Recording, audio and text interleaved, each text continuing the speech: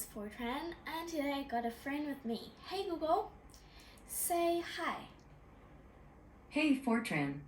Yep, and she's my assistant for today. Well, first of all, we're talking about biology, and our topic today is about circulatory system.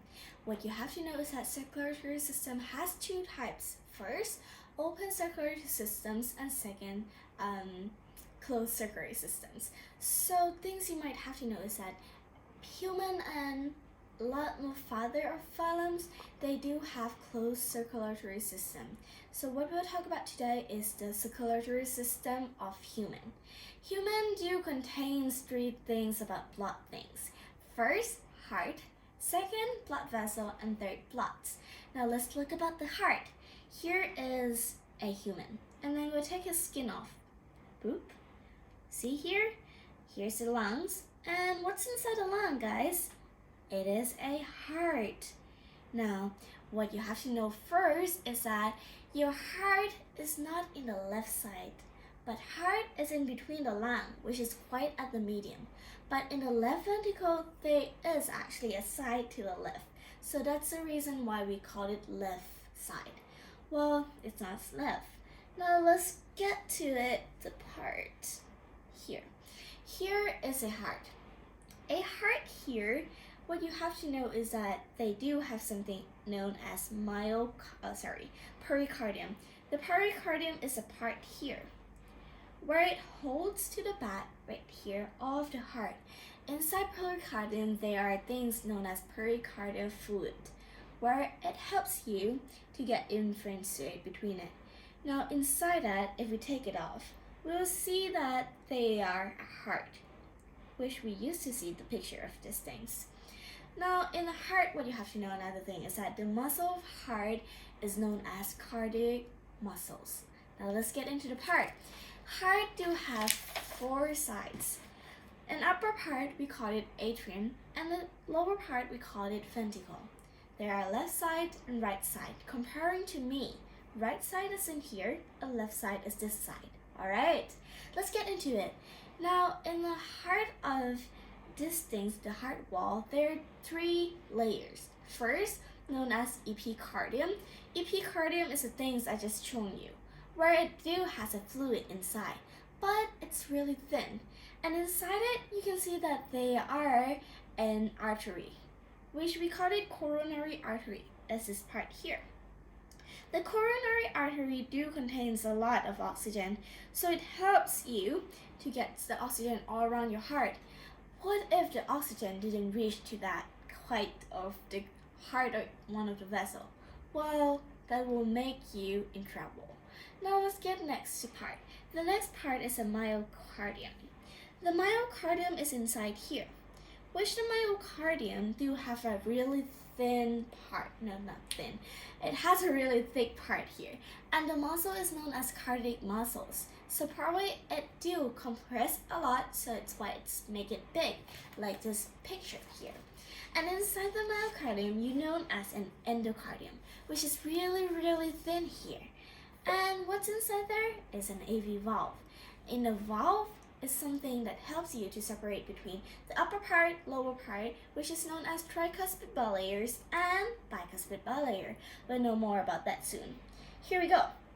So what if we, which part is which part first? Hey, stay there. Alright. Here, this part here is left ventricle.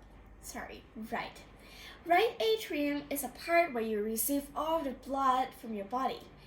The lower part, you call that inferior. So we call that inferior vena cava. It comes to the atrium here, and also superior vena cava. It comes from upper here to the right atrium heart right here.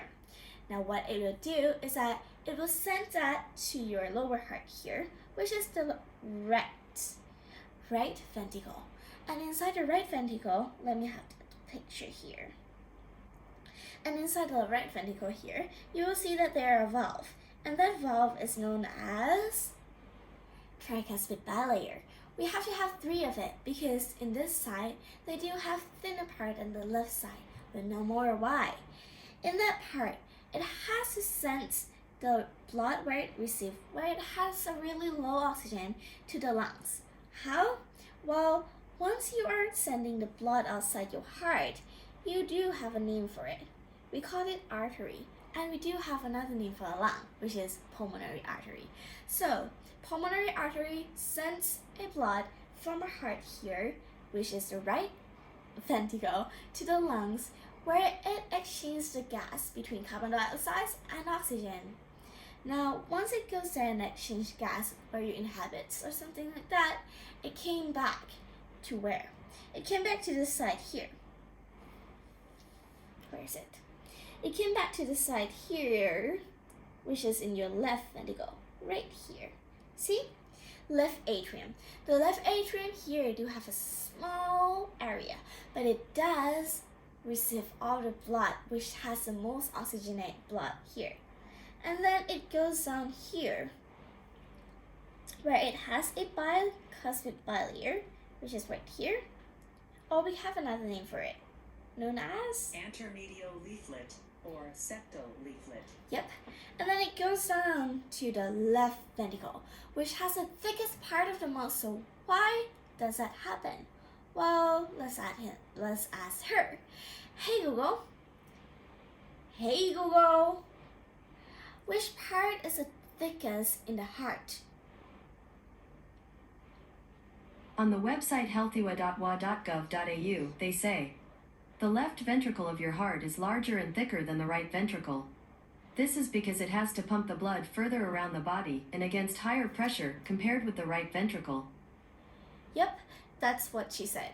Because it had to pump all of the blood to the entire body, which is really big, right? So that pumping blood too goes to the aorta here. See? Which is a type of artery, but it has the thickest and fastest and a lot more. Also, I think, not sure with that. Okay, but it does go around here, aortic arch. And it goes around to your body.